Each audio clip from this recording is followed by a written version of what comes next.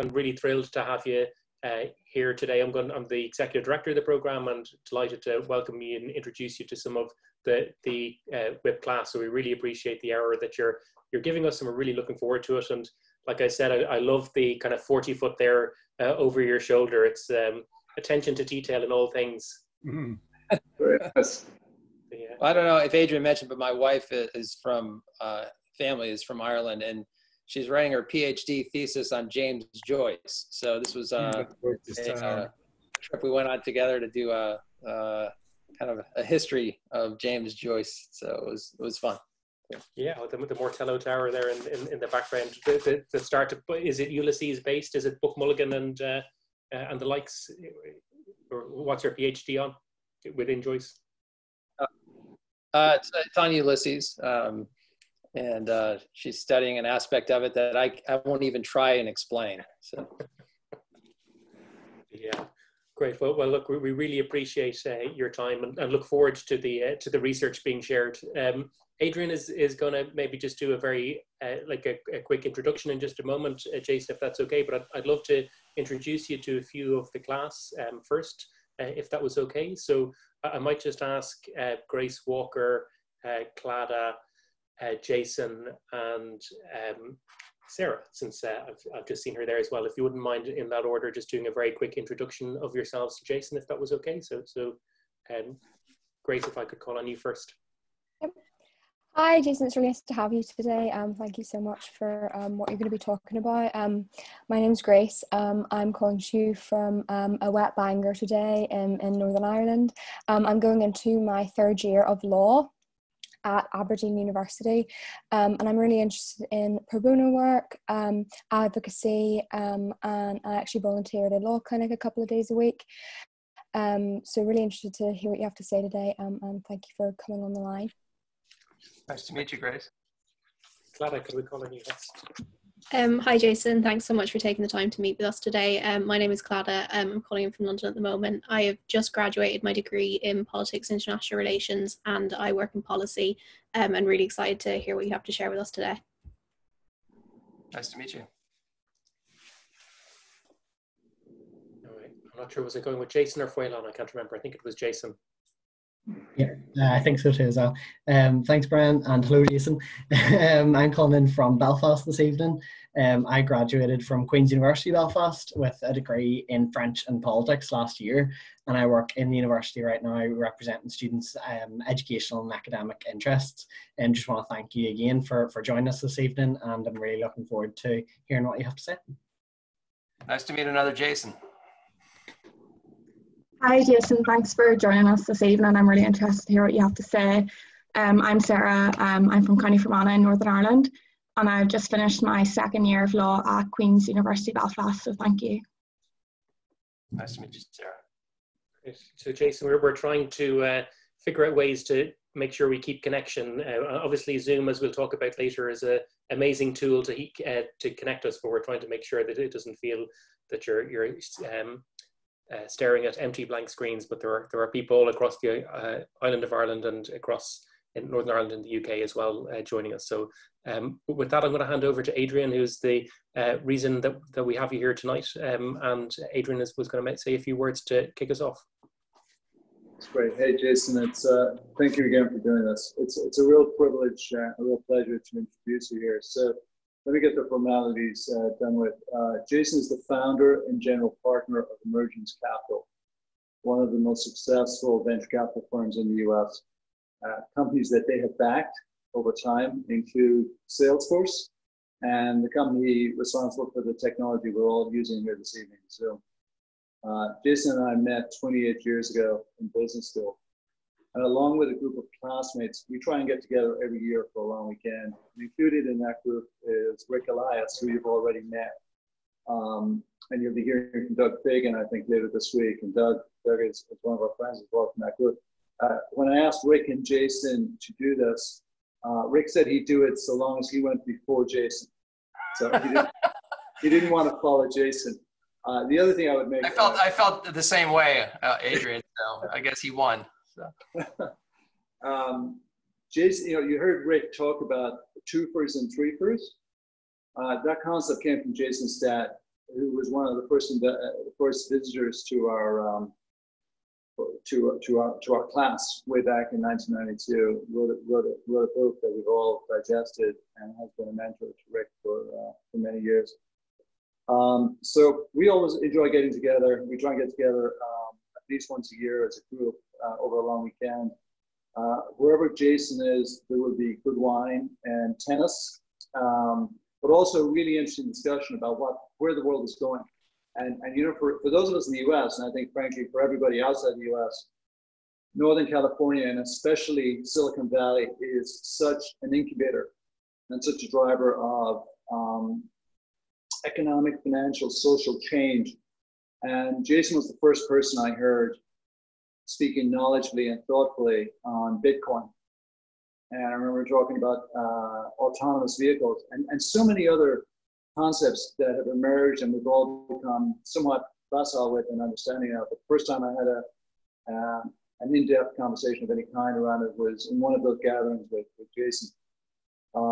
So we all finished up business school in the mid-90s, and Jason arrived in Silicon Valley in the late 90s, just in time for the dot-com era.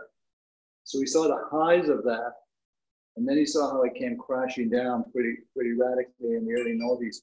In fact, I remember vividly, I visited Silicon Valley in early 2001 and met with Jason, and it was just, in hindsight, it was just that period at where the dot-com period was truly unraveling.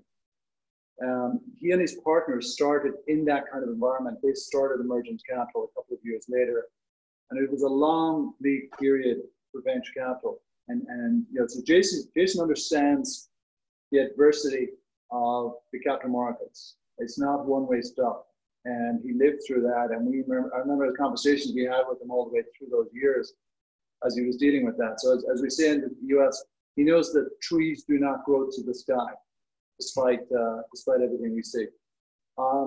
Jason is also involved in a number of nonprofits, but I'm just going to reference one, and maybe it's something you will come back to later. It's a group called Endeavor, and Endeavor has been operating, I think, since the late 90s, but essentially promoting and supporting entrepreneurs and a culture of entrepreneurialism around the world to drive economic and social progress. It was actually very recently launched in Ireland. They have The Edge is actually on the board, is one of the early supporters of the organization. And then separately from that, just speaking of Ireland, you know, we've mentioned Anne, Jason's wife, who's working on her doctorate. Jason has cousins in Mayo. So, and has visited these cousins in Mayo. So Rathlacken, I think was the name of the Rathlacken, exactly, up on the northwest coast. So Jason has business and many happy days on. So with that, I will hand over, Bryan, and start the questions. Thanks, Adrian. Great. Yeah, thanks, Adrian and Jason. Thank you again for your time. I'll provide warning as always to our new guests. This is the starting of bedtime with a 4-year-old and 6-year-old. So one of the challenges of working from home is if you fear there's kind of violence going on outside the door, I assure you it's just the usual evening's negotiations.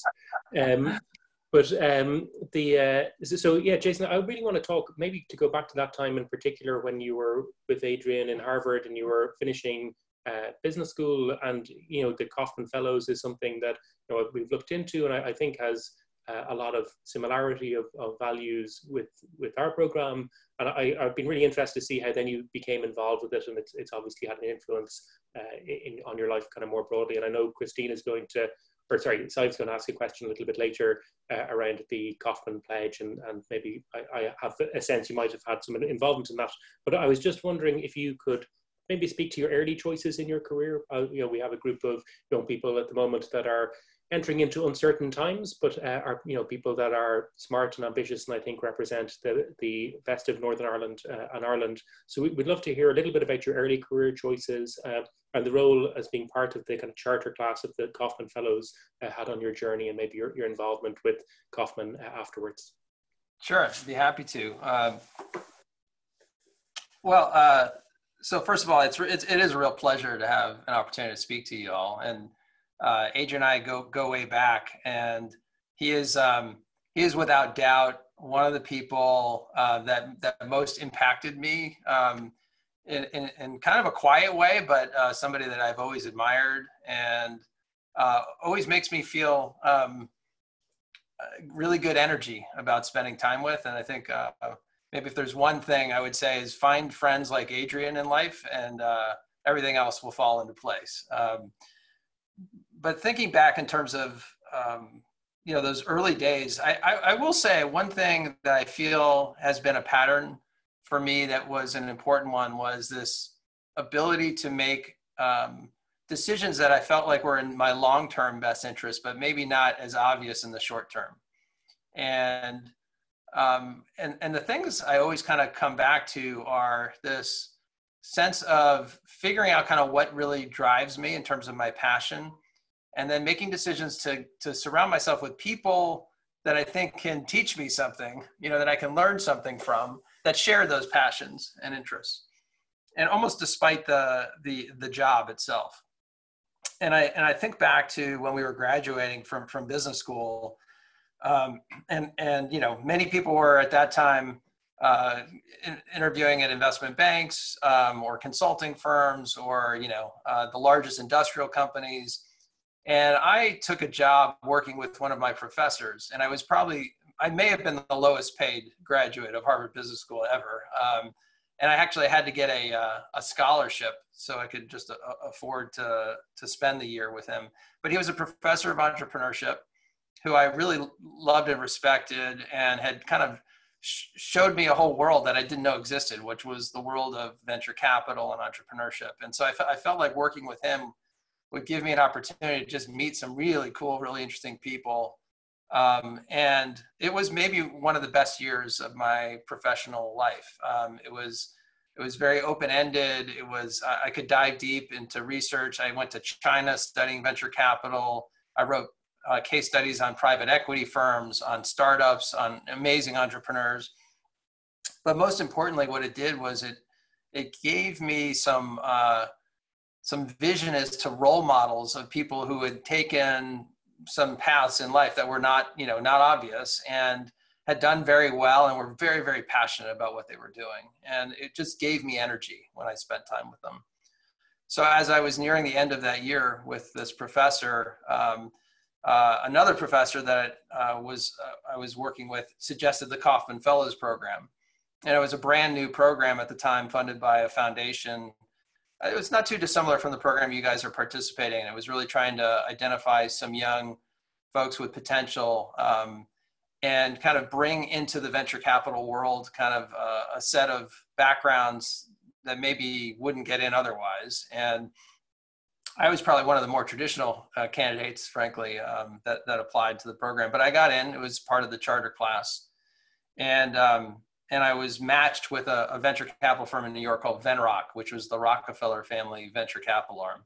And the Rockefeller family, I'm sure you guys have heard the name, but they were very early leaders in the venture capital industry. And it all started in family offices and then became a professional, institutionalized asset class. But it started with very wealthy families that wanted to invest in the next generation of entrepreneurs. And so I was very lucky to work with some guys who'd been doing it for 20, 30 years, and I soaked up as much as I could. And then after a couple of years was itching to get my way out to California. I really wanted to, as I kind of termed it, play in the major leagues of venture capital and entrepreneurship. And despite the fact that I was learning a lot, I really felt like it was an opportunity to get out to the West Coast and build my network and really learn the business for the long term.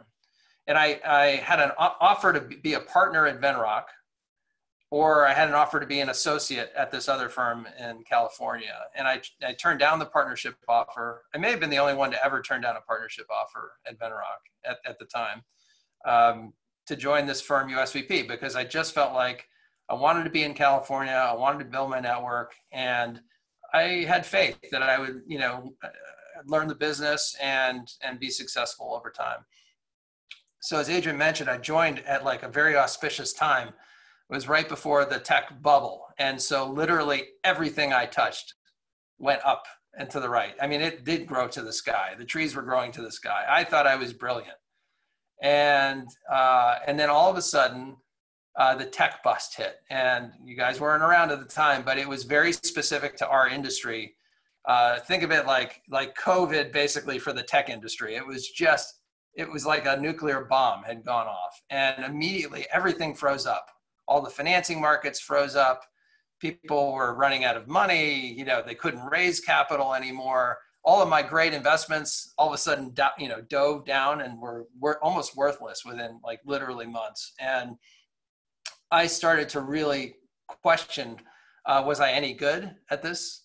First of all, did I still like it? I mean, it was really a painful time. Literally everything was not going well. And there was a lot of politics at my firm that started to emerge as, it's easy when things are going well, but when things get tough, you kind of see the true character of people kind of jump out. And so I had to really do some hard thinking about, did I love the business? Was it something I still wanted to invest in personally in my career? And was this a firm that I wanted to invest my career with? And I came to the conclusion I did love the business, that I thought I still had potential, even though it didn't look like it at the time. But this was not the firm that I was going to build that career with. And so I left. And it was a very challenging time to leave, to be honest with you. I was getting paid pretty well. I was in a fair amount of debt at the time, though, because you have to invest in these venture capital firms. And so I invested quite a bit in my firm. I had a new baby on the way and a mortgage, and and it was a very, in retrospect, I look back, to start Emergence at that time in my personal life was quite risky.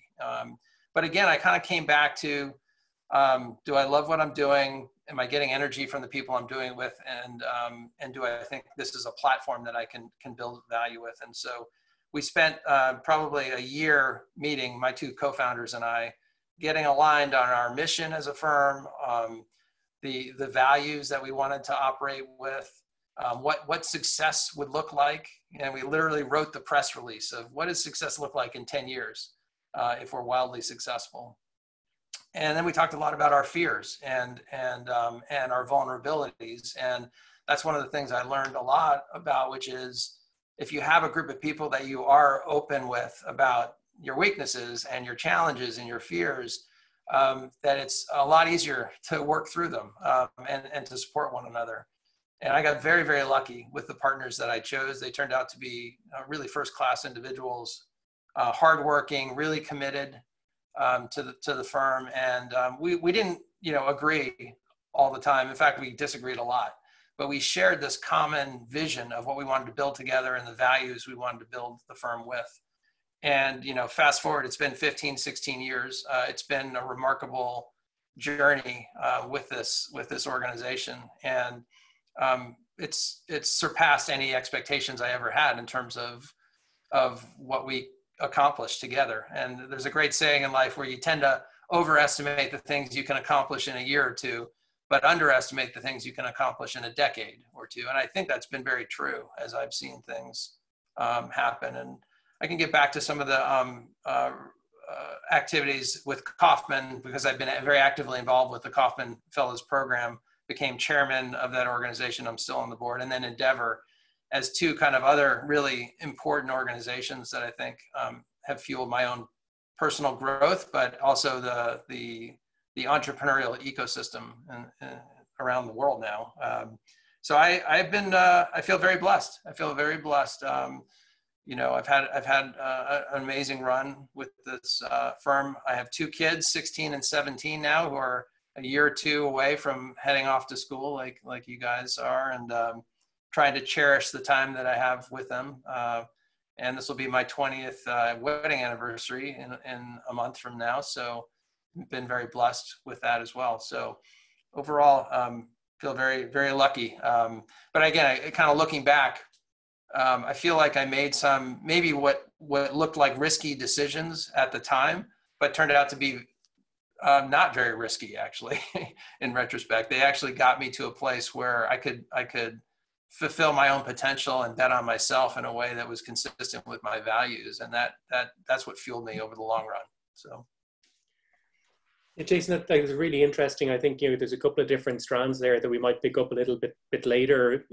Because you've talked a few different times, whether it's being about your partners or whether with Adrian and others around like building a network and people that give you energy and kind of managing that. I think maybe you've also talked about like when things get tough and the true character of people, and we're probably entering into another difficult phase, and that's an interesting time in terms of obviously there's the broader context, but then there's also the implications for team and for working, like dealing with difference in difficult times is I think that requires all sorts of kind of leadership skills. So there's a and I think on the career choices you've touched on a few really interesting things, like particularly that decision to stay in the industry, but that the values didn't fit, or the kind of environment didn't fit. So the kind of different periods of self-reflection around where you were and what happened next. Just out of curiosity, was the professor Bill Shalman, who you were speaking with, I watched a video of you, an interview really, was that the professor you spent the year with? It was. Yeah. Yeah. Well, I suppose I'm going to draw specifically on that interview now, maybe with my next question, if it was okay. And and that kind of links to values and culture, which is something that you've spoken to a few times now. But like at Emergence, a stated principle is that we don't seek out visionaries, we seek out values. And you've spoken in that interview, you spoke about culture being the combination of values and practices that creates the environment for people to make decisions when you're not there, which I think was a really interesting a leadership question about how do you create environment and culture. So I suppose drawing on your own leadership journey or the attributes you've looked in when you're trying to hire or invest in someone, what do you think are the important, what do you think are the skills that are important for values-driven leaders, and either for yourself or for the people that you're trying to work with? How do you think they're developed or honed? Is it experience? Is it something that reflection?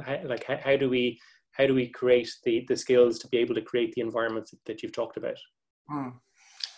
It's a really good question. I think like most things in life, it's something that you care about and you pay attention to, and then you start picking up lots of clues around you. And I would say I think one of the things I learned this from my dad is to be very thoughtful and intentional about the things that are important to you.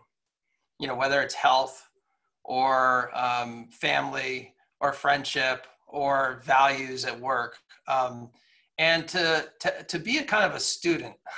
Always have that kind of student mindset of I can always grow and learn about something that I care about, and so I'm always looking for clues of things that I don't know in the areas that I feel that are the most important in life. And I think culture is one of those areas where I think you can always learn more. And that's what makes venture capital fascinating to me is I've been doing it for 25 years, and I wake up in the morning and I know I'm going to learn something new every day. And that's what really fuels leadership and growth over time is a passion and paying attention and caring about something and then being curious about it. And I would say culture is one where when I think about I've been involved with some companies that have become very iconic companies, right? Salesforce and Box and Yammer and Zoom and others. And there's a very common theme across them and pattern, which is around leadership and values and culture. And I think it's one of the hardest things to learn about and articulate because it's not written about a lot. Most of the stuff you read are, did they raise money, or what were their revenues, growth from last year, or do customers like the product? And those are all outcomes. Those are all outcomes. And it's very easy to focus on outcomes in life because they're very easy and measurable. But when the real secret is to understand the inputs. And to me, culture, values, management, those are the inputs, and those are the things you work on every day. And those are the things you're getting better at. And then the good things happen. So what I've really tried to do with Emergence is focus on the inputs far more than the outputs. And one of the things about the venture capital business is kind of like the wine business. you don't know if you're any good for a very long time, and you don't know if your investment is going to be any good for a very long time. So with a very long feedback loop, it becomes very challenging to learn and grow, right? So one of the things you have to focus on is what are those interim steps that give you some feedback along the way. And for me, it was really getting clear on what were the inputs that I wanted to hold myself accountable to and hold the firm accountable to that would over time hopefully achieve these outsized outcomes. And I would say now that we've done it 10 times, where we've had $1 billion plus outcomes, there was an argument we were lucky early on, and I think now we definitely still are lucky, but I think we've kind of created conditions to get lucky, which I think is another key thing in life. Which is you really can't control the outcomes, but you can control some of the conditions upon which how you play the game, and then luck tends to fall your way. And I feel very strongly about that it's this combination of getting lucky, but also putting yourself in a position to get lucky over time. We have I'll throw up another background, which is a background I use a lot when I'm meeting with entrepreneurs. So this is our values as a firm. And again, it gets back to, are you intentional about it? Can you talk about it? Does it actually help you make decisions when you're not in the room? So we talk about we all, and we all is kind of important, right? We all means the whole firm, right? We play as a team together. We want to win together. There's a shared sense of success and failure as a team. So we all focus to drive conviction, and conviction is super important in the venture business, right? You've got to be able to bet on something that you think is going to happen in the future, right? That's not obvious today. If it's obvious today, there isn't really an opportunity to have an outsized return. So we're betting on things as a firm that are non-obvious that we think will be more obvious in the future. And to build that conviction requires an intense amount of focus and effort as a group. And we have what we call unanimous enthusiasm when we make a new investment. So we don't vote and say, okay, whatever, the majority, it's not democracy. It's basically, we all decide we're enthusiastic about supporting this company. And when we make the commitment, it's a commitment as a firm. And then secondly, we have this mentality of striving to be the most important partner to these entrepreneurs. And, generally, I would say capital providers or financial partners in a business can range at anything from being, really destructive and not very helpful, to being neutral, to being hopefully really helpful and helping fulfill the potential of the company and the entrepreneur that you're working with. And we wake up every day thinking about how can we be more important, and how can ultimately we be the most important partner. And then finally, it's this sense of winning big in the long run. And, it may sound a little, I think it's important to be humble as an individual, but I think it's important not to be humble in terms of what you want to achieve as an organization, to be ambitious. And I think having big ambitions attracts people and resources and opportunity. So don't be afraid to be ambitious, but always stay humble personally. And so when we say we want to win big in the long run, we want to win really big. And the second part of that is in the long run. And that means don't take shortcuts. Don't risk your reputation, to get there. Win big in the long run. We want to play this game over and over again over a very long period of time. And if you want to play a game over and over again, you got to build trust. You got to build trust with your partners. You got to build trust with your entrepreneurs. You got to build trust with your co-investors. So winning big in the long run is about playing the game a way that you would want to be played with, in this game. It's kind of treating others as you would like to be treated, and being super ambitious and holding people accountable to that ambition. I mean, part of our job is to get people to think bigger about what the potential is and to really go for it in life and in business. And I think that there really is unlimited potential. It's really a function of the creativity and passion and hard work that you're willing to put in over a long period of time. And you compound that over a decade or 2 decades, and the most unbelievable things can happen. I mean, it really is incredible. So one of the great things you have is your youth, and the fact that you can compound something, you know, the compound interest, I think, is one of the great inventions of life, but it's true in not just financial terms. It's true in how you spend your time. And so if you can compound your time in something you're passionate about and do it the way you want to do it with people you want to do it with, I mean, it has profound implications 10, 20 years down the line. Yeah, Jason, so why values are important.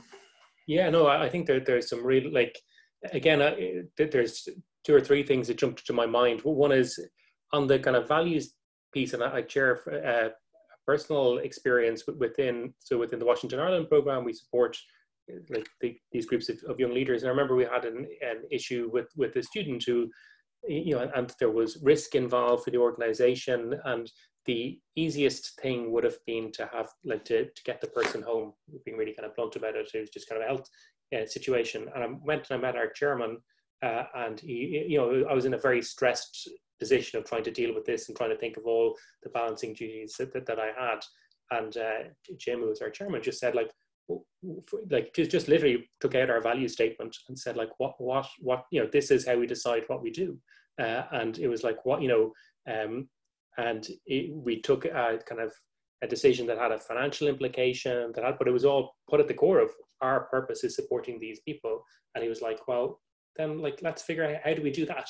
And it was kind of, you know, it's amazing how, I suppose, values become real when you have to make decisions associated with them. So it's interesting how you're talking about the we all becomes, well, that actually means all of us have to do something. And, you know, it's like when we've gone through a strategy process ourselves, and I think our value statements were more important than actually our actual interim targets or whatever we're planning for 3 or 5 years. It's actually what are we trying to do? So I think that's really powerful, and it's when kind of values become real. It's certainly a learning that I've had. I think the partnership piece as well is that you don't use the language of investor, and you know, a background I've had and what the students about is more in kind of international development, where I was working in schools where there's a huge power dynamic of where effectively I'm the person that is coming in with the money to support this program, and you want to be talking how do you develop and have, you know, great relationships with people that have kind of long-term lenses and issues like radical patience. If we have time at the end, I'd love to come back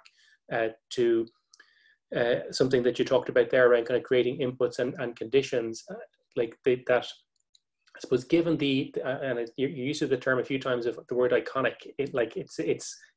it just has that sense of ambition about it, which I don't think as Irish people we are particularly comfortable about embracing.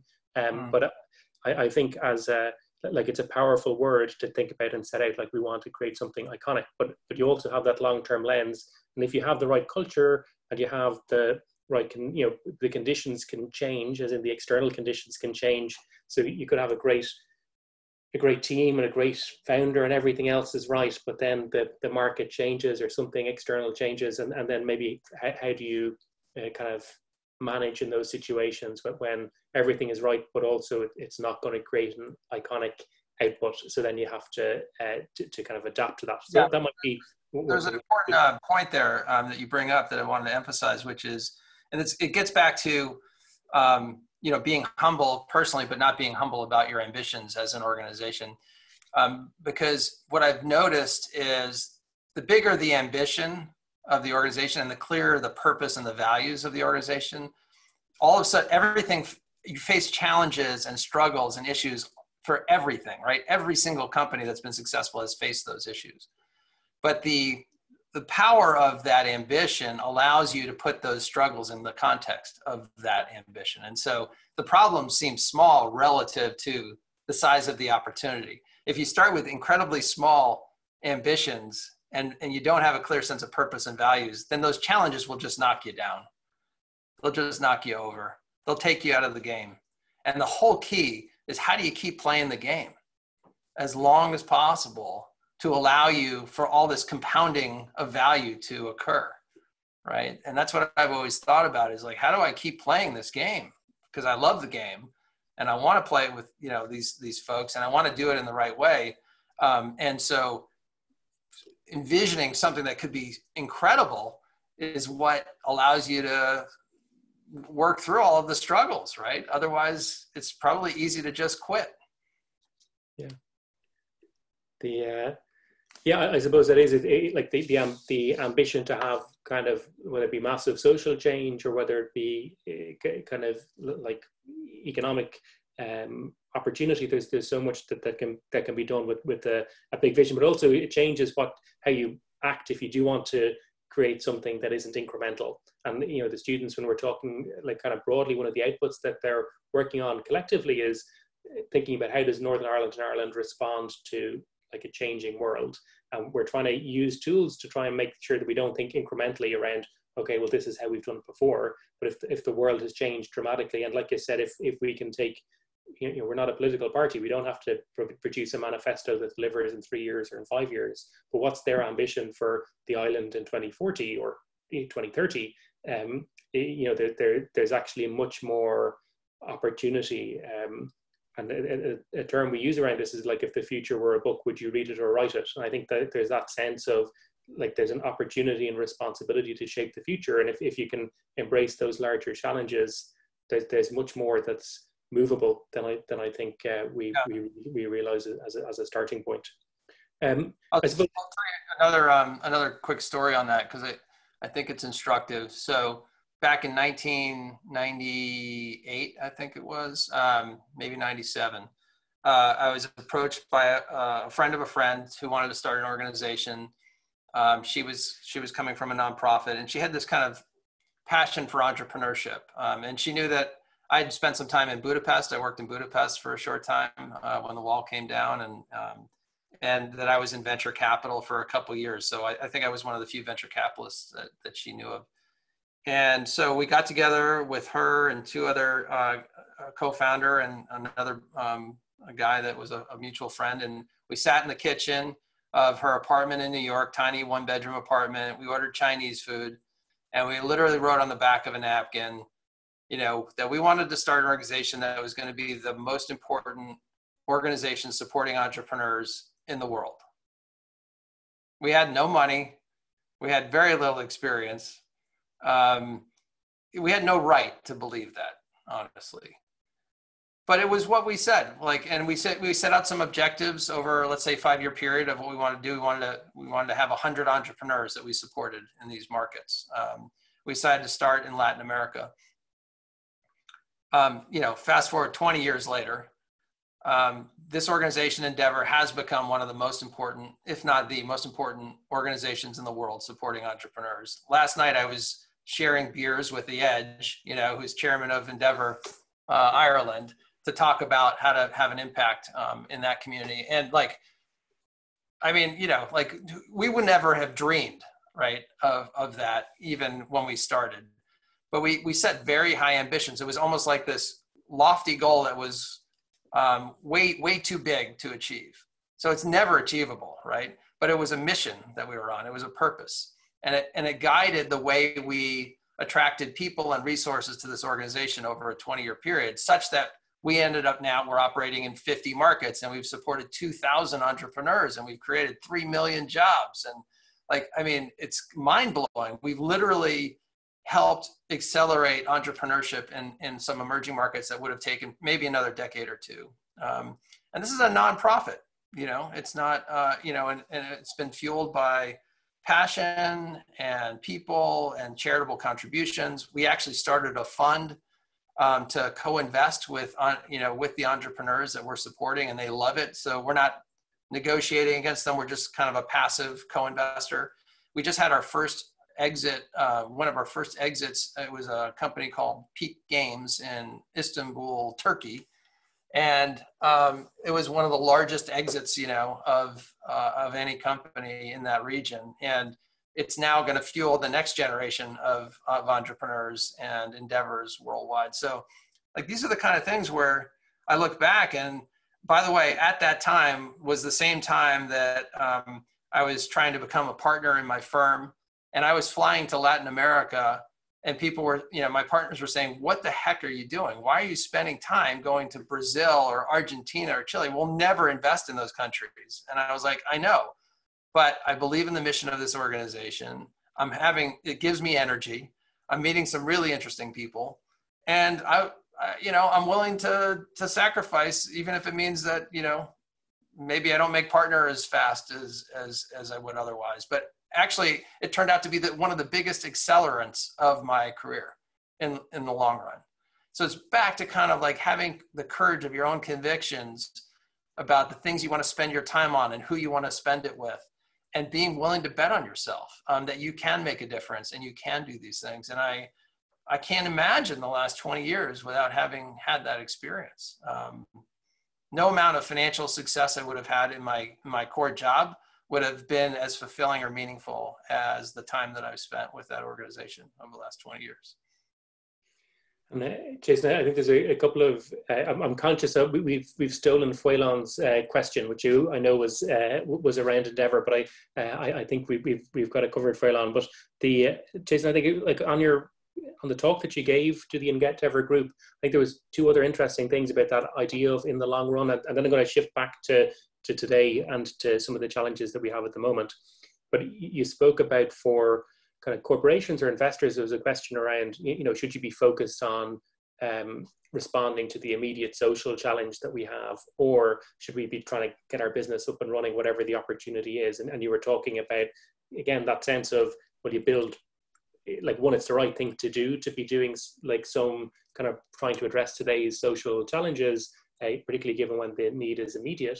But it's also like that builds relationship and credibility and connection, and gives you the right to have a long run. If you know that you're not just playing for this quarter or for this year, and it's interesting whether that's kind of organizationally or individually, you can see there's that kind of strand that runs through your career. It's like whether it's personally saying, I'm going to go to Brazil because it's the right thing in the long run. It's because something I'm passionate about, and it's around people that give me energy, and like I have that broader purpose. And no, it's not the right thing today, but it's the right thing. And again, it comes back down to values. And I think you've suggested that should be applied to organizations too. And even within the Endeavour world, it's interesting how you've talked about like there's the compound interest, but there's also the compound relationships of how like that is something that just has spread way beyond what you could have done, because you created it as something that wasn't really about you guys at the center, but about the kind of network spreading out. So I think, you know, that there are two different interesting reflections that I've had kind of listening and reading some of your stuff in the last week or so. But if I can bring it to today and to the world ahead, you know, the group of students have spoken to Adrian a couple of times over the summer, with other speakers. There's just this general sense of, and the phrase you used, which I thought was one of the best summations of, is, you know, the crisis, the pandemic has impacted almost every facet of all of our daily lives. But I suppose there's this general theme with people that we're talking about, is that, you know, there were some general trends that were happening before, and they've just been boosted. So the change that was coming is now going to happen somewhat quicker. And obviously Zoom as a platform is one example of that, and how we're actually changing our working lives is one example for that.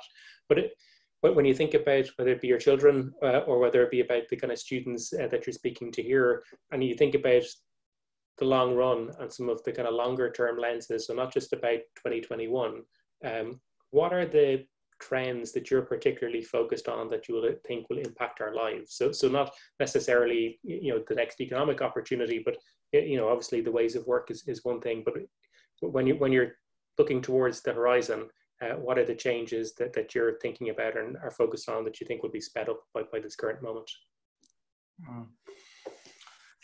Well, so we are all living together through one of the most interesting times in modern history.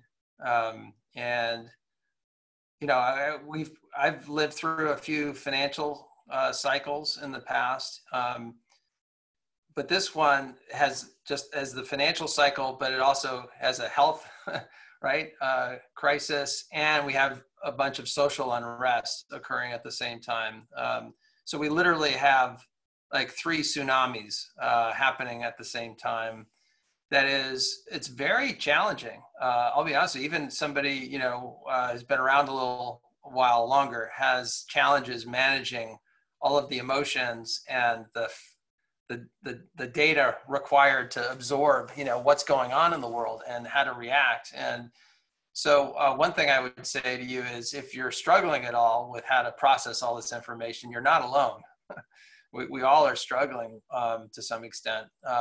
But I will say, when I look back, those tough times when we had the most uncertainty, and frankly, some of the hardest times in my life, were the times that I grew the most as an individual, and that I saw the most opportunities. And in retrospect, having the conviction to make some bets during those uncertain times are the things that are really going to pay big dividends down the line. So the question is, how do we, in addition to kind of taking care of yourself and making sure that, you're keeping, I think self-care is super important at this time, and to be mindful of that, to do the things like healthy things like exercise and eat well and sleep well and all those things, because that kind of gives you the energy to really tackle these problems on a day-to-day basis. But for me, the question is, like, what bets do you want to make about what you're learning and for the future? And what I think about personally is, first of all, this transition to remote work is really profound, and it's profound in so many ways. And obviously, Zoom and Slack and other technologies are kind of at the right place at the right time to enable us to continue to do work in a way that we thought may not have been available to us, otherwise. But what it really has taught us all is how productive we can be without necessarily all driving to the same office building every day, right? And the enormous costs associated with that, from commute time and from inefficiency and not spending as much time with our families or health or other things. And so, like, this idea that maybe work can be even more productive remote than it was in an office, and then find ways of getting the socialization and the other things that are super important to us that are gaps, from working remotely. But I think if you really kind of release the geographic constraints of work, think about the potential to attract talent from anywhere in the world to the opportunities that are most meaningful to them, and the opportunities where they can have the biggest impact. And it is a profound unleashing of human potential in the next decade or two that we've never seen. So I think this is going to be one of the greatest things ever for entrepreneurship in the next 10 or 20 years. Because we just made our first investment in a company where we've never met the entrepreneur in person. So does it matter where they are? No, it doesn't matter where they are anymore. What matters is that we can still make a commitment, build a connection, be impactful and helpful, be their most important partner. And we've found we can do all of those things remotely now. So in the past, where I would have cared a lot about, could I drive to the headquarters of the company because I want to spend time with them, now I literally, it's open now. Like, geography has been blown up. And attracting talent to these companies, historically, Silicon Valley has been the hotbed of all of the talent especially for the companies that we back. They're sales and marketing and product experts and engineers, and most of them are here. And so everybody battles for that same talent, and it's kind of crazy. Like, so now wherever talent resides in the world, you have access to that. So I just think, those implications are incredibly profound. So that's one big bet I would say you should think about making in your personal life and as part of your organizations. I think the organizations that embrace this new way to work are going to be fundamentally more competitive than the companies that don't in the future. And then the second piece is around this social unrest that has forced us all to really, especially in the United States, to really take a reckoning of where we are relative to the last 50 plus years of trying to enhance diversity and even out the playing field. And recognizing that when I look around my firm, and when I look at the companies that I fund, and when I look at my friends and where I live, it's not that diverse. It's just not that diverse. So I think we all have to finally recognize that what we've been doing is actually not achieving the outcomes as a society that we think are best. And they're best for all of us, frankly.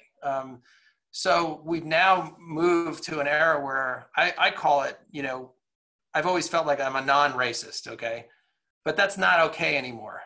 We've got to move to being an anti-racist. We've got to basically move from being a passive, as long as I treat people well, all things will be fine, to no, actually, what is it that I'm doing to actually move the needle, to fundamentally change the future to a place that I think is a better place for all of us. And unless all of us are taking those little steps and making those contributions, we're going to have the same outcomes. So it's back to, I think, and I hold myself accountable, I was not focused on the inputs, the right inputs in the last 10 to 15 years from a diversity perspective. And I am now. And it's going to make a difference in the next 10 or 15. And I hope the next generation is smarter than I was at that, because it's so much harder to change down the line than it is to start with those kind of values and intentions right from the get-go. Yeah, well, Jason, I think there's two really interesting points in that. I think, like Dane, who's a former colleague of Adrian's, spoke about how unequal systems don't self-correct. And I think that sense of us having a broader responsibility for the systems in which we live in is a really interesting thing around, and what kind of responsibility, not just in our own actions, but broader. So that's definitely a really well-made point. And I think a second one, just to spin out the future of work thing, I think almost particularly for Ireland, and less so kind of Northern Ireland, but Dublin has relied heavily on the ability to attract talent and to attract business through talent. And I think yet foreseen and kind of thought through consequence of this is, how do headquarters change? What does that impact on Ireland's broader business model for the future as things change, as talent disperses and people stay in different places? So I think there's some profound questions for people in Ireland to think about how kind of foreign direct investment impacts and how that kind of changes our society. But I think your last point there around kind of managing the inputs, I'm really conscious for your time. I want to at least get one question from the class, and I know Saif has one around the Kaufman Fellows and the Kaufman Pledge, which I think the kind of stewardship pledge was a really interesting other example of trying to manage the inputs and manage, given your, again, I don't know whether you've had direct involvement with the pledge, but I'm sure you're aware of it. So, Saif, maybe could you, I know I think you've introduced yourself already, but if not, you might say hello and ask that question. And like I said, Jason, I'm conscious for your time, so if you have a hard stop, we understand. Thanks, Brian. Hi, Jason. My name's Saif. I'm 23 and I'm speaking to you from Dublin today. So quite near where your former background was, Sandy Cove. Yeah, anyway, I'm near enough to there. But as Brian said, my question to you is about the Kaufman Fellows and the stewardship pledge. So I think I can say, on behalf of the class, we believe that venture capital community kind of can no longer ignore the ethical and moral issues that arise alongside its investment activities. So I'm just wondering, how have you embedded the pledge into Emergence, and has this changed your approach to any of your work? Yeah, it's a great question. And, it's interesting. I think Kaufman actually, from the very early days, has held values and diversity as kind of core to the organization. It's a nonprofit, but it's really working in venture capital. And, we have now, I think, 500 or 600 Kaufman Fellows spread throughout the world. And what I do think distinguishes the fellows is it is more diverse than the average venture firm, for sure.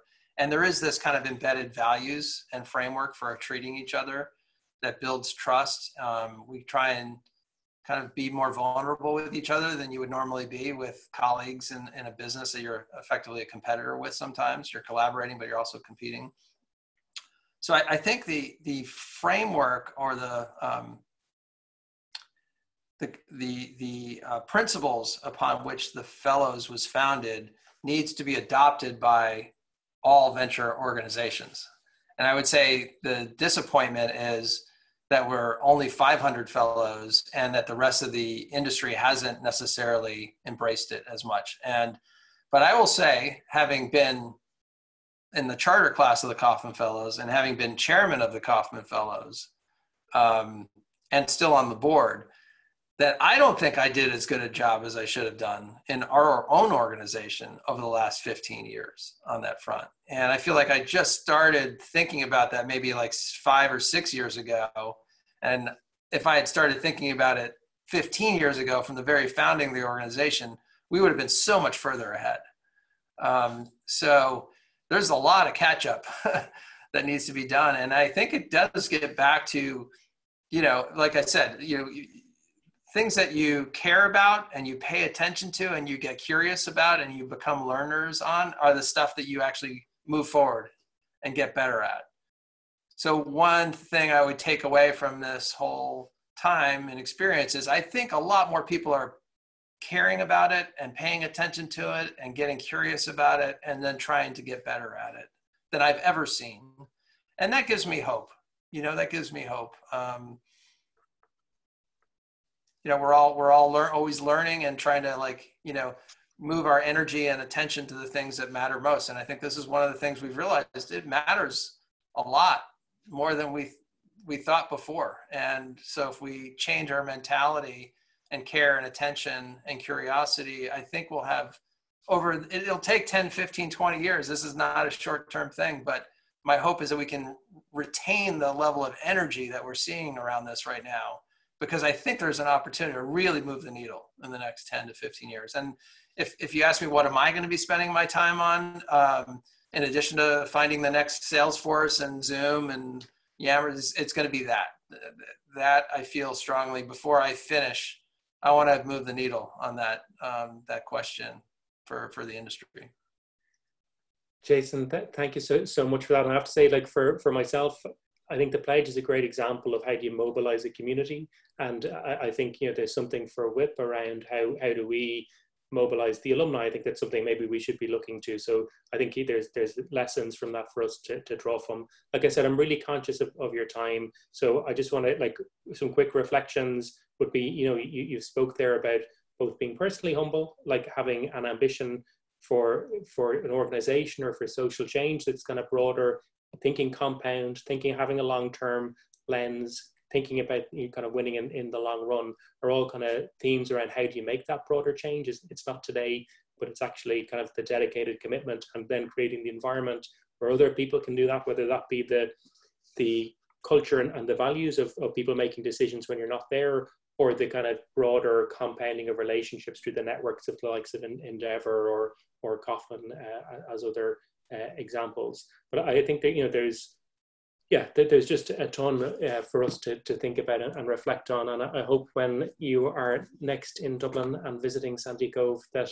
maybe we can return some of the hospitality that you've and the kindness that you've shown with us today. It's been a real pleasure, and Adrian, I really appreciate you facilitating and arranging it. It's been a thrill and a real pleasure. Thanks so much for doing this, Jason, and I'll see you soon, my friend. Best to end. Take care, Adrian. Take care, crew. Good luck. Stay in touch. Bye.